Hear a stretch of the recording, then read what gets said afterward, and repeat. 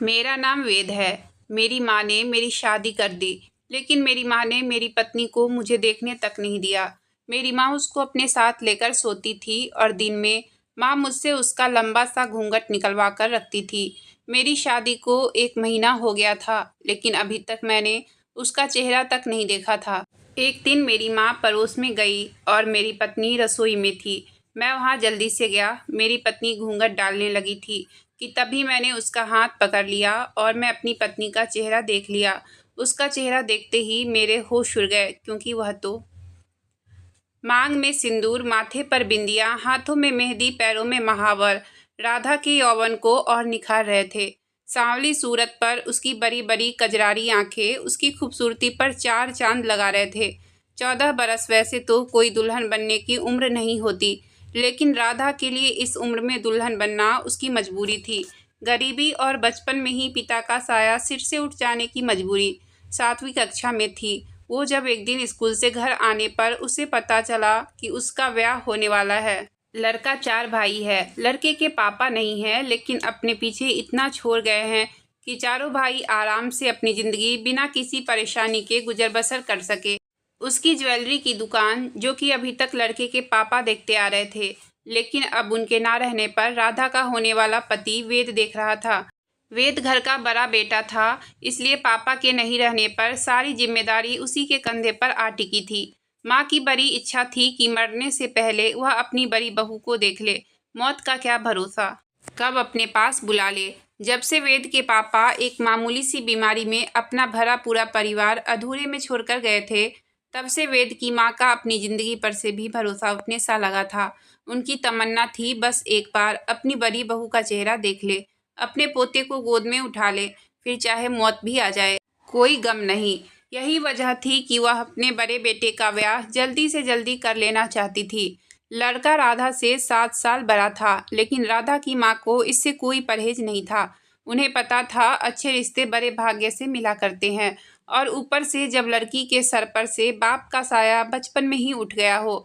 बहुत मुश्किल से उसकी माँ ने उसे पाल पोस कर 14 बरस का किया था। जैसे जैसे राधा बड़ी हो रही थी, उसकी माँ की चिंता बढ़ती जा रही थी।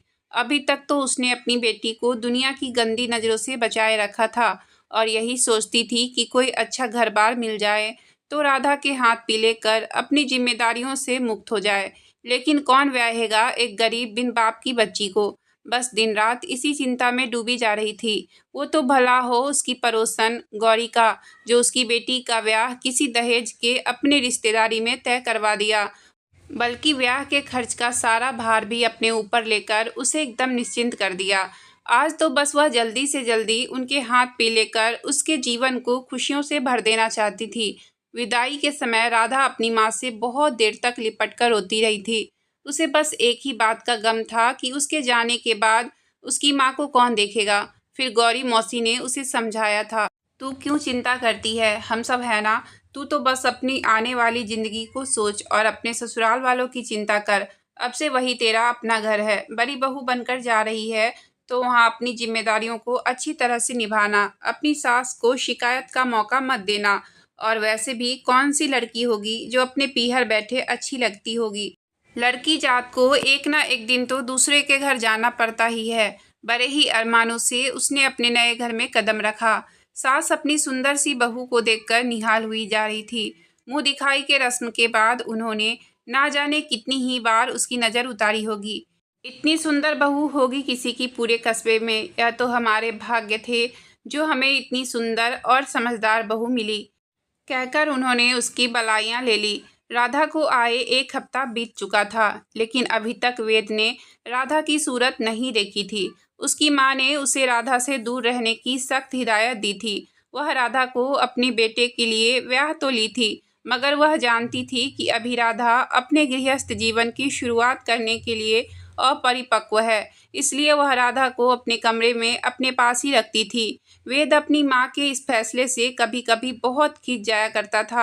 यह माँ भी ना, जब राधा को हमसे दूर ही रखना था तो ब्याह ही क्यों करवाया, और अगर करवाया भी तो इतनी छोटी लड़की से करवाने की क्या ज़रूरत थी।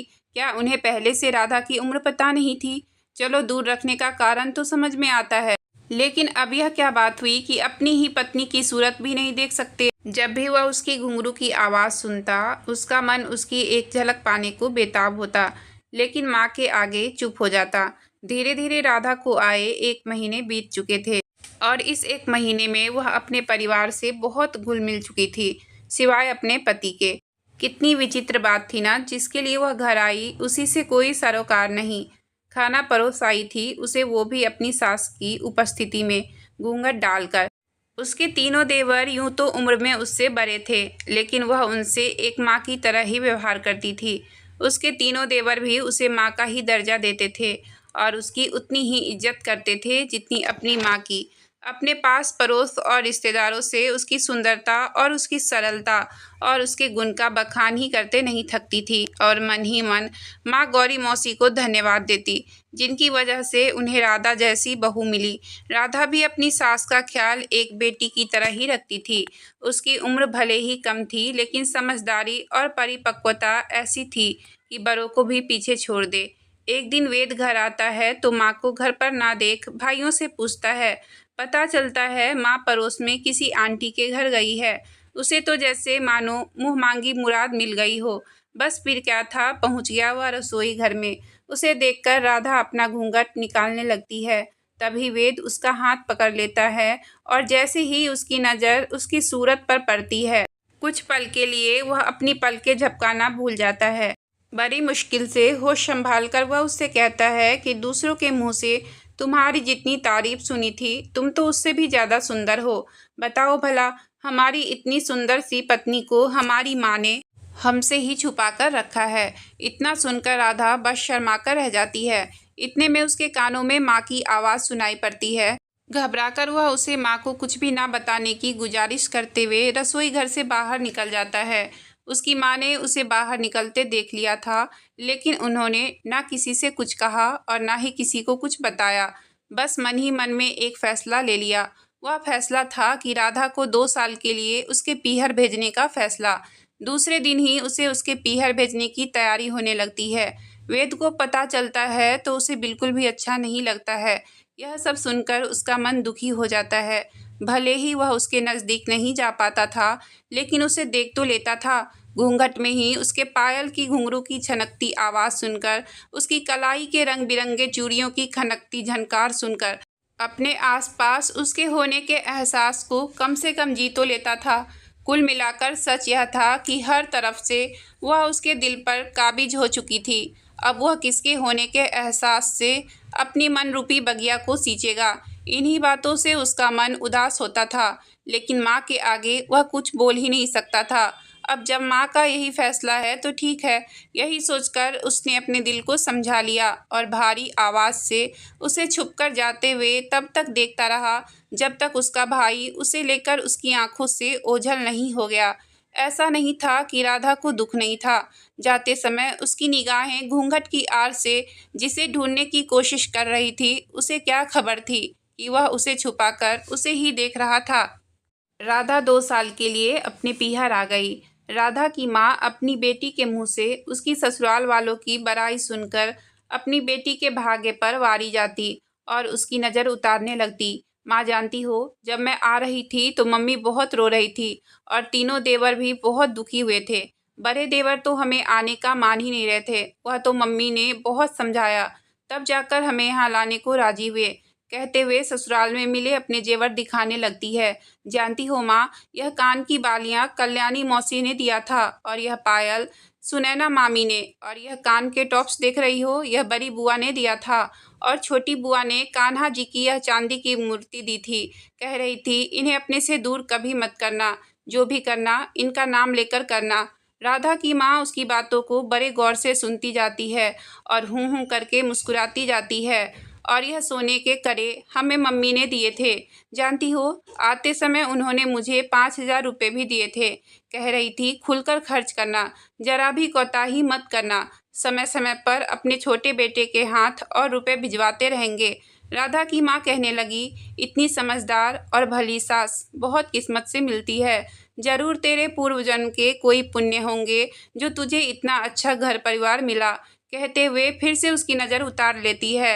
भला हो गौरी दीदी का, जिसने मुझ जैसे गरीब और अबला की इतनी मदद की, वरना आजकल के ज़माने में तो लोग मुंह का निवाला तक छीनकर खाने से नहीं रुकते। राधा को आए 6 महीने के ऊपर हो चले थे, लेकिन ससुराल की कोई खबर नहीं मिल रही थी। इधर बीते हफ्तों से राधा का मन बहुत व्याकुल हो रहा था। उसे अपनी ससुराल की बहुत याद आ रही थी। उसकी माँ उसके मन की व्यथा को अच्छे से समझ रही थी, लेकिन क्या कर सकती थी।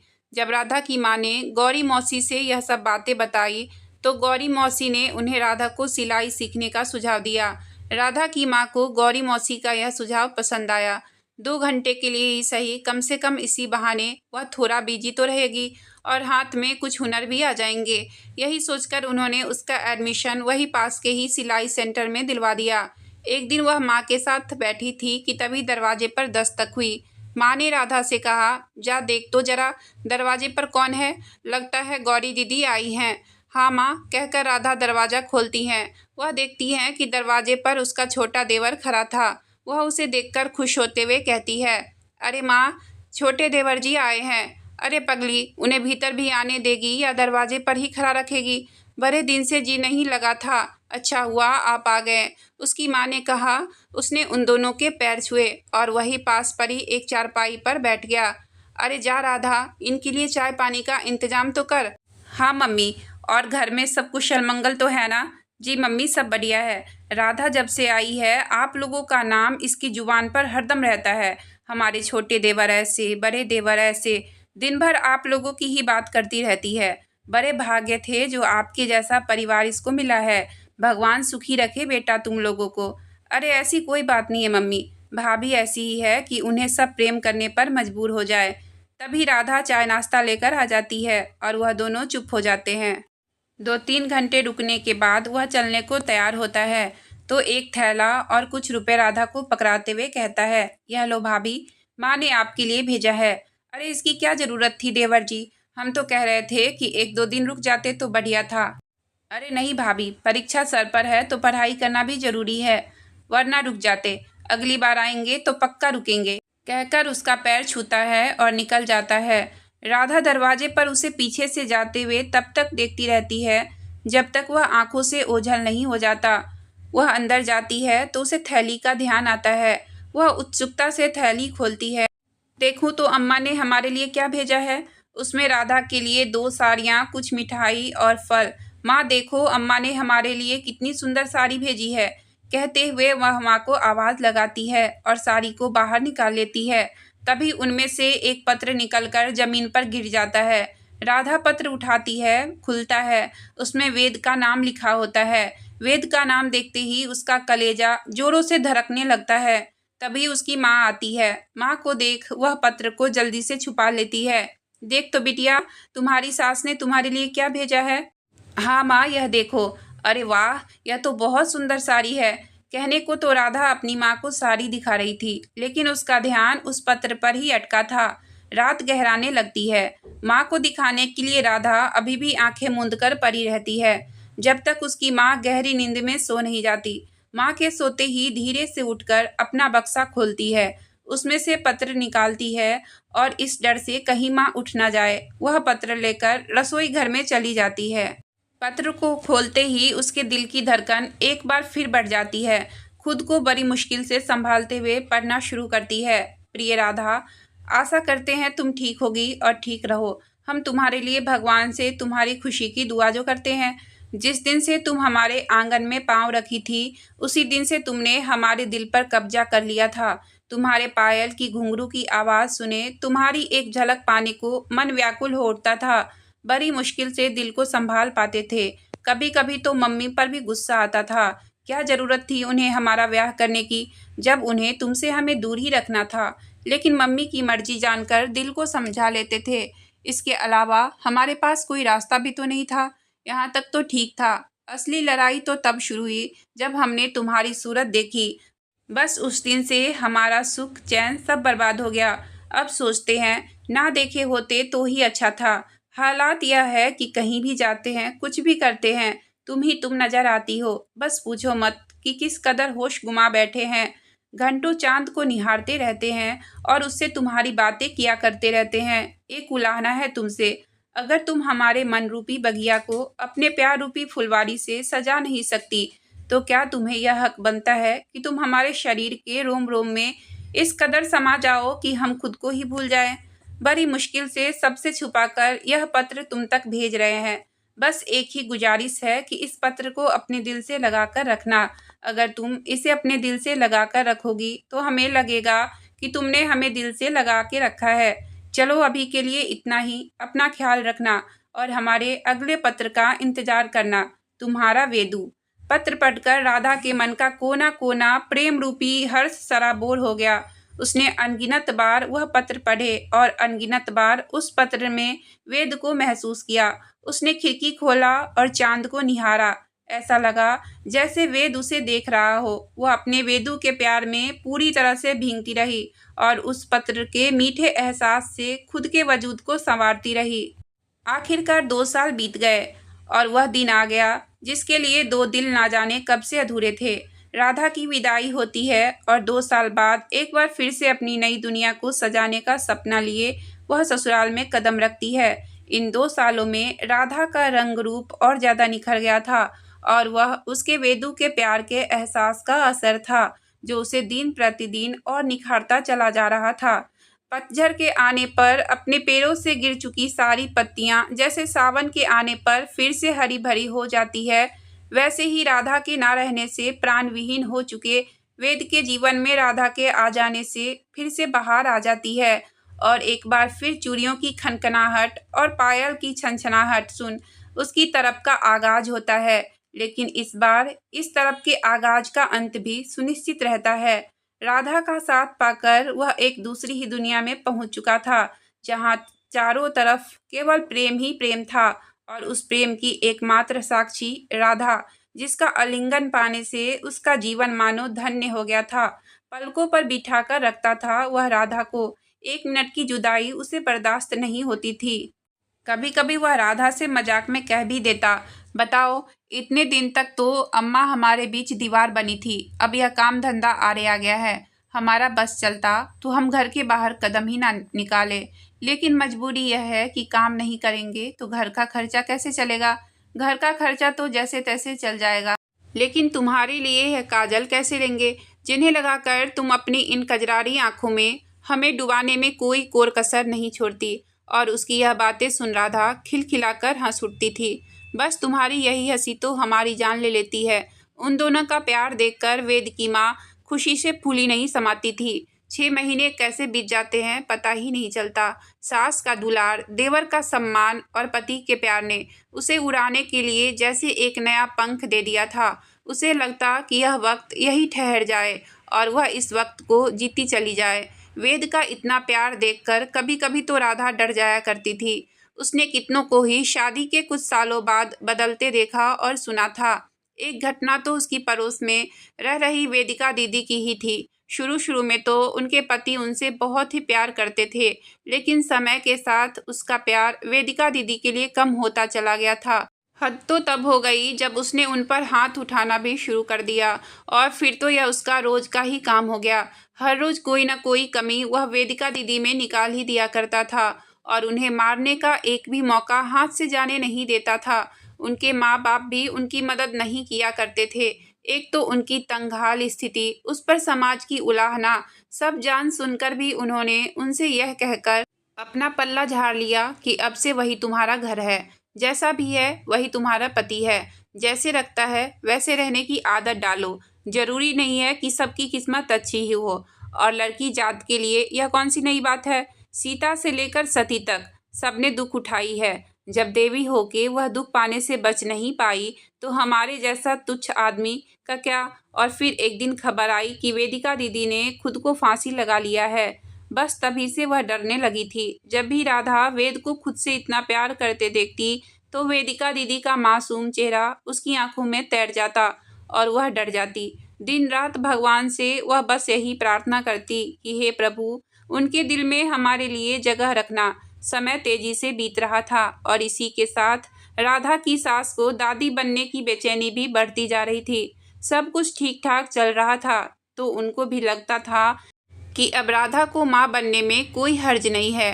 उन्होंने इस दौरान एक बार राधा से इस बारे में खुलकर बात भी की कि क्यों अब हमें दादी बनने का सुख कब दे रही हो, और उनकी बातों को सुन राधा बस शर्माकर रह जाती। समय पंख लगाकर अपनी गति से उड़ता जा रहा था। कहते हैं बुरा वक्त जल्दी नहीं बीतता और अच्छा वक्त कब बीत जाता है पता ही नहीं चलता। बस यही राधा के साथ भी था। देखते देखते कब 7 साल बीत जाते हैं उसे पता ही नहीं चलता।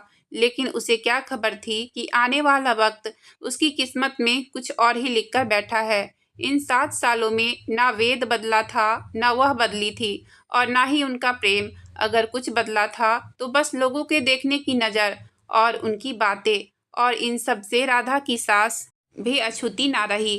कल तक जो सास उसके गुण का बखान करते नहीं थकती थी, आज उस सास की आंखों में वह खटकने लगी थी, और वजह था उसका अभी तक मां ना बन पाना। वेद को इन सब बातों से कोई फर्क नहीं पड़ता था। वह जानता था अभी राधा की उम्र ही क्या है, और यही बात तो वह अपनी माँ को भी समझाता था। लेकिन वेद की माँ थी कि कुछ सुनने को तैयार ही ना थी। उन्हें तो बस जल्दी से जल्दी अपना पोता अपनी गोद में चाहिए था। माँ के बहुत जोर लगाने पर वह उन्हें डॉक्टर के पास ले गया। डॉक्टर ने सारा चेकअप करने के बाद कहा था कि देखिए, घबराने की कोई बात नहीं है, सब कुछ नॉर्मल है। कभी कभी ऐसा होता है कि किसी किसी लड़कियों को माँ बनने में थोड़ा समय लगता है। आप राधा को थोड़ा समय दीजिए, वह जरूर माँ बनेगी। वेद की माँ ने भी सोचा, चलो, जैसे इतना इंतजार किया, 1-2 साल और। इस बीच ऐसा कोई उपाय नहीं बचा था जिसे वेद की माँ ने आजमाया ना हो। ओझा, पंडितों को दिखाना, मंदिर में जाकर मनौती मानना, हवन पूजा करवाना, यह सब कुछ करके उन्होंने देख लिया, लेकिन कोई उपाय काम नहीं आ रहा था।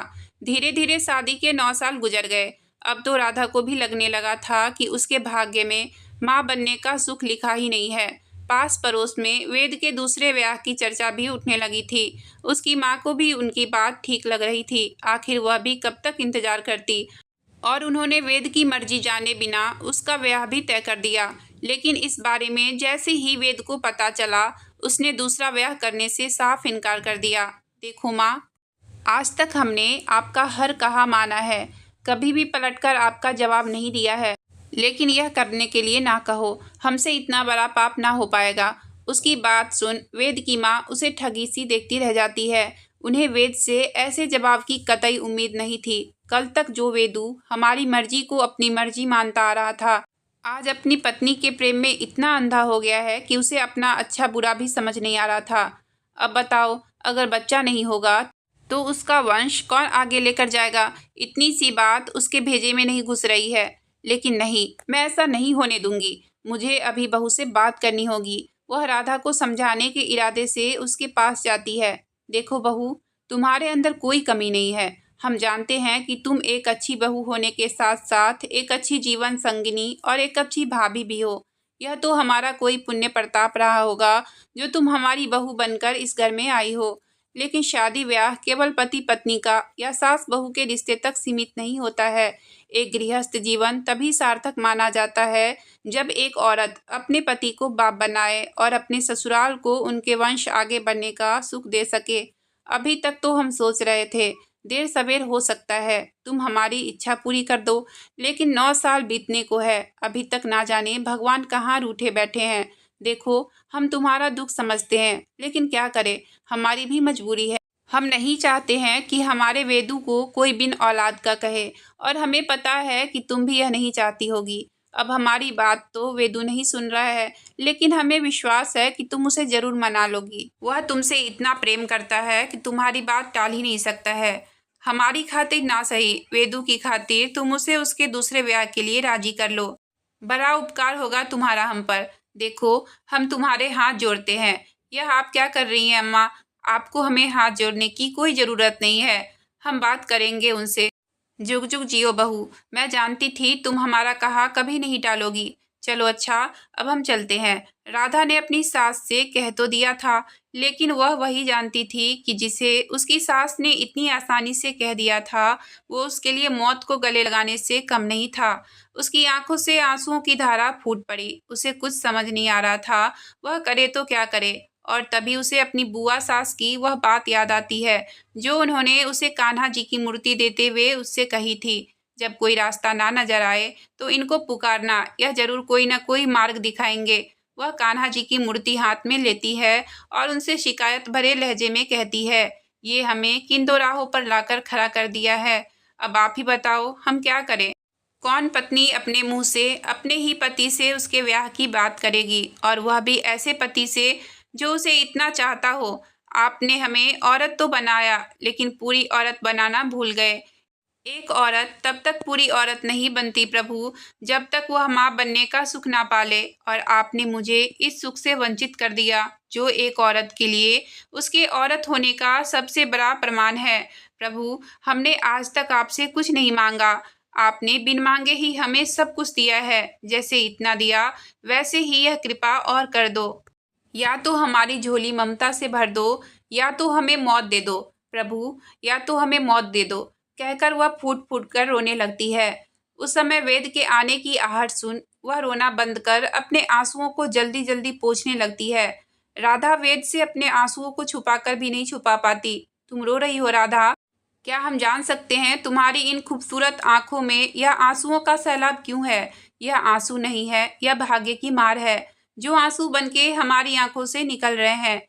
क्यों, क्या हुआ तुम्हारे भाग्य को? कहीं ऐसा तो नहीं कि अनजाने में हमसे कोई भूल हो गई है, जिसका दोष तुम अपने भाग्य पर मढ़ रही हो? जी, आपसे कोई भूल कैसे हो सकती है? जिसके एहसास से हम खुद को भूल जाते हैं, उससे कोई भूल हो सकती है भला? तो क्या अम्मा ने कुछ कहा?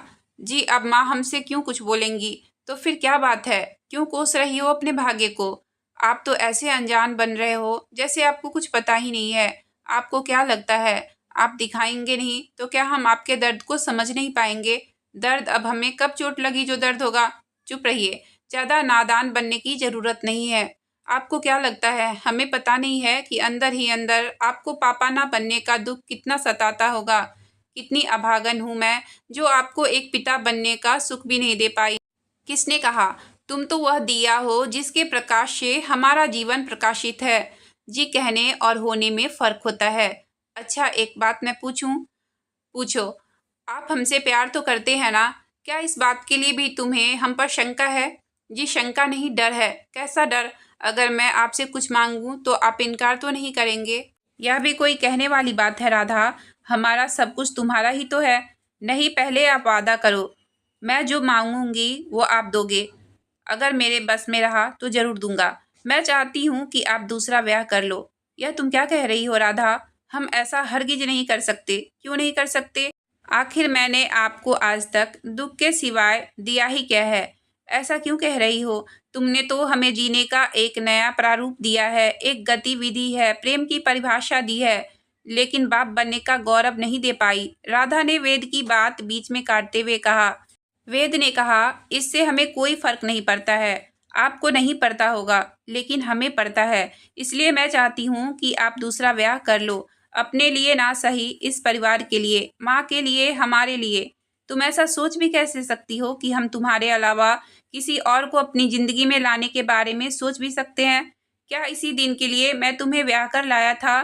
तुम्हारे साथ 7 फेरे लिए, 7 वचन लिया था। हमें कोई बच्चा नहीं है, तो इसमें तुम्हारा क्या दोष है? क्या एक औरत का अस्तित्व एक बच्चे तक ही सीमित रह जाता है? उसका खुद का कोई अपना वजूद नहीं होता है। और वैसे भी बच्चे तो भगवान की देन होते हैं, उसके लिए कोई स्त्री कैसे जिम्मेदार हो सकती है? बच्चे आदमी औरत दोनों के भाग्य से होते हैं, और यह भी तो हो सकता है कि हमारे भाग्य में ही संतान का सुख ना हो। हमें कुछ नहीं पता, आपको दूसरा ब्याह करना ही होगा। हमारा प्रेम इतना कमजोर नहीं है कि एक बच्चे की लालसा से स्वार्थ में एक झटके से दूर हो जाए। हमने तुमसे तुम्हें दिल से प्रेम किया है, और हमारा दिल हमें इसकी इजाज़त कतई नहीं देगा। राधा ने कहा, तो बस इतना ही प्रेम करते हैं आप हमसे, जो अपनी पत्नी की एक छोटी सी बात भी नहीं मान सकते?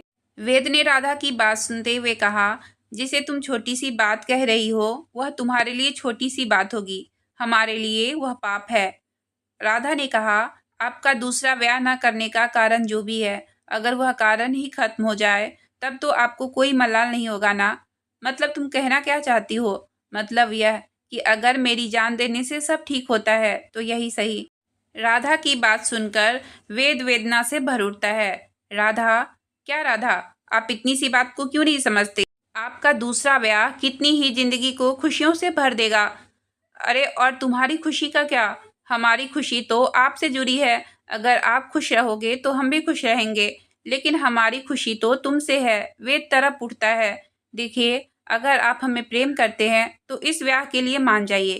कहते हुए राधा वेद के पैरों से लिपट कर रोने लगती है। ठीक है, अगर तुम्हारी यही मर्जी है तो हम करेंगे दूसरा ब्याह। लेकिन इतना बता दे रहा हूँ कि वो मेरे दिल में तुम्हारे लिए हमेशा जगह रहेगी। वेद के मान जाने की खबर सुनकर उसकी माँ की तो खुशी का कोई ठिकाना ही नहीं रहा। वह पहुंच गई राधा के पास। मैं बता नहीं सकती कि मैं कितनी खुश हूँ। बहू, तुमने जो किया वह कोई भी औरत शायद ही करना चाहेगी। इसके लिए मैं जिंदगी भर तुम्हारा एहसान मानती रहूंगी। इतना बड़ा त्याग करने का फैसला तुम्हारी कद हमारी नज़र में और ऊंची हो गई। देखो, वेद की दूसरी पत्नी भले ही आ रही हो, लेकिन इस घर की बड़ी बहू तो हमेशा तुम ही रहोगी। तुम्हें मान, सम्मान, अधिकार और प्रेम देने में हम जरा भी फर्क ना आने देंगे। तुम्हारे साथ ये अन्याय मैं करना तो नहीं चाहती थी, लेकिन क्या करूं, शायद भगवान की यही मर्जी होगी। अगर भगवान ने तुम्हारी गोद भरी होती, आज इसकी नौबत ही नहीं आती। सही कहा आपने। घर में ब्याह की तैयारी शुरू हो चुकी थी, लेकिन उदास मन के साथ जब से वेद ने ब्याह की स्वीकृति दी थी, तभी से राधा वेद से कुछ दूर दूर रहने लगी थी। वेद जब भी उसके करीब जाने की कोशिश करता, तो काम का बहाना बनाकर वह कमरे से चली आती थी। वह सब समझता था कि वह ऐसा क्यों कर रही है, लेकिन कुछ बोलता नहीं था। शायद वह जानता था कि अब हालात पहले से बहुत अलग हो चुके थे। राधा ब्याह से संबंधित सारे काम ऐसे कर रही थी मानो वह अपने लिए सौतन नहीं, बहू ला रही हो। वह दिखा तो रही थी कि वेद के दूसरे ब्याह का उसे कोई मलाल नहीं, लेकिन अंदर ही अंदर टूटती जा रही थी। जैसे जैसे ब्याह के दिन नजदीक आ रहे थे, राधा की बेचैनी बढ़ती जा रही थी। एक बार तो उसे लगा कि वह रोक ले, इस ब्याह को ना होने दे, अपने वेदू को किसी और का। लेकिन फिर सास की बात याद आ गई। बहू, मैं नहीं चाहती कि हमारे वेदू को कोई भी बिन औलाद का कहे। और वह संभल गई। वह दिन भी आ गया जब वेद दूसरी बार दूल्हा बनने जा रहा था। राधा से वेद का यह रूप शायद देखा ना जाता, इसलिए सुबह से ही उसने अपने आप को कमरे में बंद कर लिया था। बहू, बहू, सास की आवाज़ सुन उसने दरवाज़ा खोला। अरे बहू, तुम यहाँ बैठी हो और मैं तुम्हें कहाँ कहाँ नहीं ढूंढ ली। चलो बाहर, औरतें तुम्हें बुला रही है। माँ, तबीयत थोड़ी ठीक नहीं लग रही है, इसलिए मैं थोड़ा आराम करना चाहती हूँ। कहते ही राधा को चक्कर आ जाता है। अरे तुम्हारी तबीयत तो सच में ठीक नहीं है, तुम आराम करो, मैं अभी डॉक्टर को बुलवाती हूँ। कहते हुए उसे पकड़कर बिस्तर तक ले जाती है। बाहर आती हैं और वेद को डॉक्टर बुलाने के लिए कहती हैं। उसकी तबीयत का सुन वेद परेशान हो जाता है और सब कुछ छोड़कर भागकर राधा के पास आता है। धीरे धीरे और लोग भी पहुँचने लगते हैं। क्या हो गया बहू को? उनमें से किसी ने पूछा। अरे कुछ नहीं, ब्याह वाला घर है, काम के अधिकता की वजह से ऐसा कुछ हुआ होगा। कितनी बार मैंने इससे कहा है कि कुछ अपना ख्याल भी रखा करो, लेकिन अब देखो, हो गई ना कमजोरी। राधा की सास ने कहा। एक बात तो है वेदू की माँ, तुम्हारी यह बहू सोना है। देखो दूसरी बहू कैसी आती है। अरे जैसी भी हो, हमारे वेदू को बाप बनने का सुख दे दे बस। इतने में डॉक्टर आ जाता है, चेक करके बाहर निकलता है। देखिए, घबराने वाली बात नहीं है, यह पेट से है। इस हाल में ऐसा होना लाजमी है। क्या कह रहे हैं डॉक्टर साहब? एक बार फिर से तो कहिए। जी, आपकी पत्नी माँ बनने वाली है। वेद राधा की माँ बनने की खबर सुनकर खुशी से पागल हो जाता है।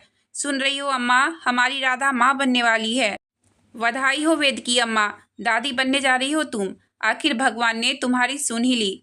हाँ सही कहा, भगवान ने सुन ली हमारी, और हमसे ज़्यादा इस बच्ची की। वेदू की अम्मा, एक औरत के लिए इससे बड़ा दुख क्या हो सकता है कि वह अपने जीते जी अपने पति को अपनी आंखों के सामने किसी और का होते हुए देखे। इसका त्याग देख शायद भगवान से भी रहा नहीं गया। अब जिस वजह से वेद का दूसरा ब्याह हो रहा था, अब वह वजह ही खत्म हो गई। तो अब हमें बारात को रोक देना चाहिए और लड़की वालों को सब सच बता देना चाहिए। नहीं दीदी, बारात जाएगी और बहू भी आएगी। अगर मौके पर इस ब्याह से इनकार कर देंगे तो लड़की के माँ बाप पर क्या बीतेगी? दाग लग जाएगा लड़की पर बारात ना आने का। लोग तरह तरह की बातें बनाएंगे, फिर कौन करेगा उस लड़की से ब्याह? इसलिए ब्याह तो किसी भी कीमत पर होकर ही रहेगा, और वह भी आज ही के शुभ मुहूर्त पर। यह तुम क्या कह रही हो वेद की अम्मा? मैं सही कह रही हूँ दीदी, बारात जाती है, ब्याह भी होता है, बहू भी आती है, लेकिन राधा की सौतन बनकर नहीं, बल्कि उसकी देवरानी बनकर। और राधा दरवाजे पर खड़ी होकर खुद उसकी आरती उतारकर उसे घर के अंदर लाती है। भगवान के सौजन्य से घर की दूसरी बहू भी राधा के जैसी ही निकली और बहुत जल्दी ही उसने भी अपने व्यवहार से पूरे परिवार का मन मोह लिया। राधा देवरानी के रूप में एक छोटी बहन पाकर बहुत खुश थी। बड़ा प्रेम था उनमें और उनका प्रेम देख वेद की माँ उनकी नज़र उतारने लग जाती हैं। तुम दोनों के प्रेम को किसी की नज़र ना लगे। प्रभु हमारे परिवार पर अपनी कृपा दृष्टि ऐसे ही बनाए रखना। एक बार फिर खुशियों ने राधा के जीवन को निहाल कर दिया था। खूबसूरत दिन जल्दी बीतते हैं। 9 महीने भी बीत जाते हैं और राधा एक सेहतमंद बेटे को जन्म देती है। अपने पोते को गोद में उठाकर वेद की माँ की आंखों में आंसू आ जाते हैं। वह कहता है, अम्मा आप रो रही हो? अरे पगले, यह तो हमारी इच्छा की तृप्ति के आंसू हैं, दादी बनने की खुशी के आंसू हैं। अब से इसके सारे देखभाल की जिम्मेदारी मेरी, तुम लोग इसकी तरफ से एकदम निश्चिंत रहो, कहकर अपने पोते को चूमते हुए लेकर चली जाती हैं। राधा वेद के कंधे पर सर रखकर आंखें मूंद लेती है। क्या हुआ मुन्ने की माँ, क्या सोच रही हो? जी सोच रही हूँ इन 9 महीने में कितना कुछ बदला, कितनी कठिनाई थी हमारे लिए उसे पालकर जीना। जब हम हालात के हाथों मजबूर हों, आपको किसी और का बनाने जा रही थी। बस सांसें चल रही थी हमारी, लेकिन जीने का हौसला मर गया था।